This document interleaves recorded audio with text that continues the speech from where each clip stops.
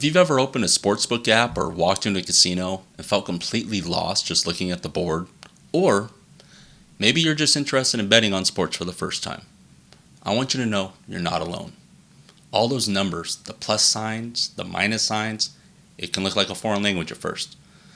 But here's the truth. If you don't understand the board, you're not betting, you're donating.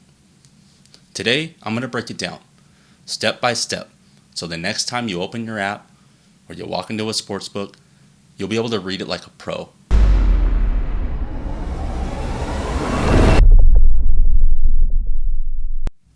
I'm Giovanni from Sharp Syndicate, where we teach you how professional bettors approach the market just like an investor, not a gambler.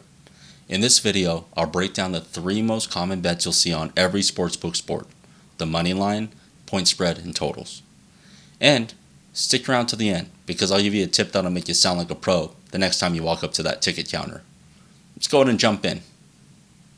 At a sportsbook, the lines board is basically the scoreboard of the betting world. It shows you every game available to bet on, the odds for each market, the key details like rotation numbers and the vigorish, or the juice, built into those odds. You'll see this board in every online sportsbook app, on betting websites, and splashed across massive LED boards inside the casinos at the sportsbooks. It's the universal language of sports betting. For today's video, all the examples will be in American odds, since I'm right here in the US. But don't worry, I'll cover decimal and fractional odds in another video, so no matter where you bet, you'll be able to translate that like a pro. On every sportsbook board, you'll see 3 main columns: the money line, the point spread, and totals. Let's start with the money line.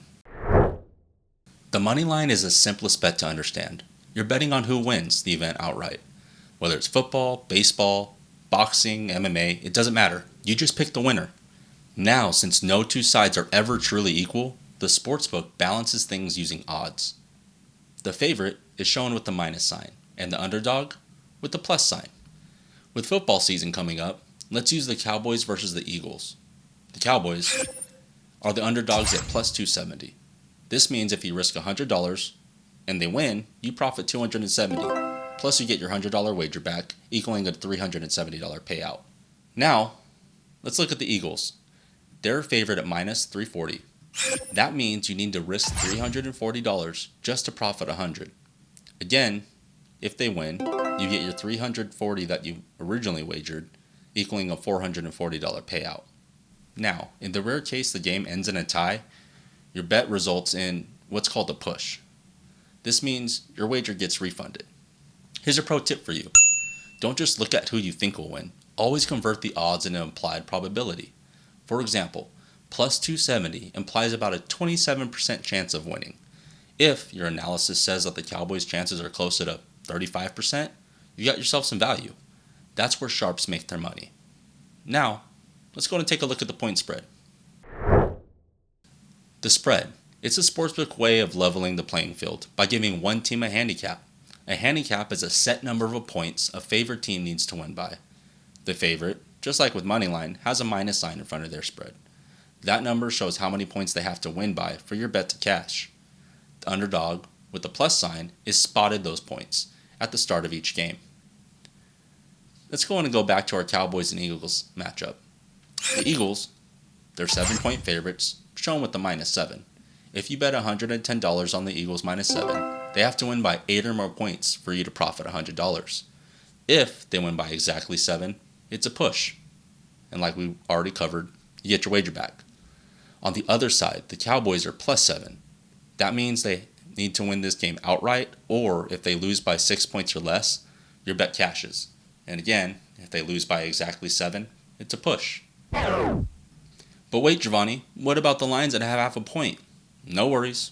Let's go and go over that. Let's say the line moved and the Eagles are now favored at a spread of minus 7.5. This is where the hook comes in.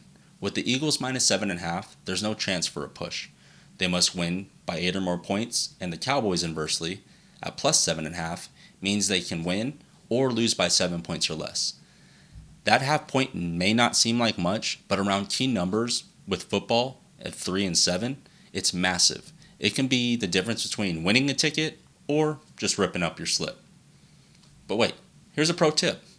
When betting spreads, always shop for the best line. A half point of difference may not matter once, but over hundreds of bets, that kind of edge will separate the sharps from the public. Finally, let's go and go over the totals. The third main column you'll see is totals. It's also called the over-under. Instead of betting on who wins, you're betting on the combined score of both teams going over or under the set number. Let's go back to our Cowboys versus Eagles example. The total is set at 46.5 points. If you take the over, you're betting the final combined score will be 47 or higher. If you take the under, you need the combined score to be 46 points or lower. Like in a spread, the half point's there for a reason. There's no way that this can end in a tie or a push. There's a winner and there's a loser in this bet. Here's a pro tip. If you ever hear somebody say I got the over at 46 but it closed at 47.5, that's a sign of sharp betting. The earlier number always has better value.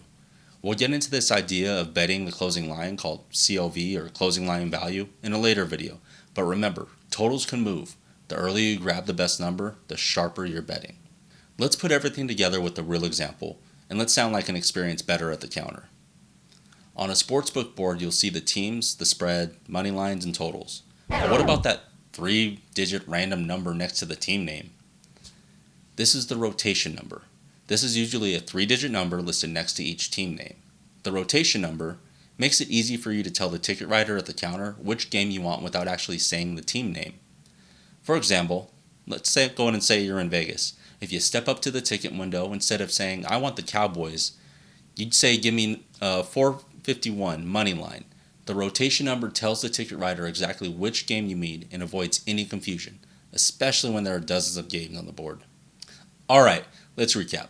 Now you know how to read the 3 most common bets on any sportsbook board. The money line, where you're picking who wins the game outright. The point spread, which levels the playing field between the favorite and the underdog. And the total, or the over-under, where you have to bet the combined score of both teams. On top of that, you even picked up a bonus, rotation numbers. The insider shorthand pros use at the counter. Next time you open a sportsbook app or you step up to the window, you know exactly what you're looking at. And you'll sound like you've been doing this for years. So, make sure you hit subscribe and give this video a like. If you found anything helpful, go and drop a comment below and let me know what your favorite type of bet is. Also, let me know what other videos you'd like to see.